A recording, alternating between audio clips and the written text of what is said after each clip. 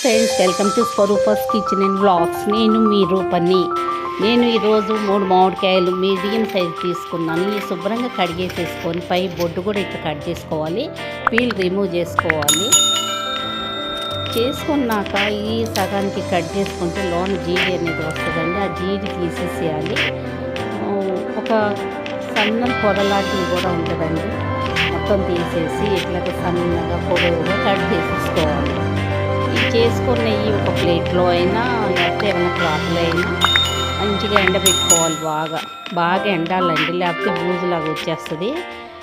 ఇప్పుడు మనకి ఏమైనా ఎండాకాలం అయిపోయి మనకి మామిడికాయలు అయితే దొరకవు కదండి. ఆ టైంలో మనం మామిడికాయ పప్పు చేసుకోవాలంటే ఈజీగా చేసేసుకోవచ్చు. ఒక 4-5 వేసుకొని మనకు సరిపోను మనం మామిడికాయ పప్పు వండేసుకోవచ్చు.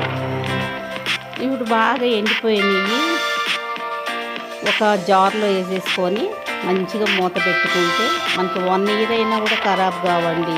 అందులో ఖరాబ్ అవటానికి ఏం లేదు కదా, తడేం చేయడం కదా, బాగా ఎండుతాయి కదండి.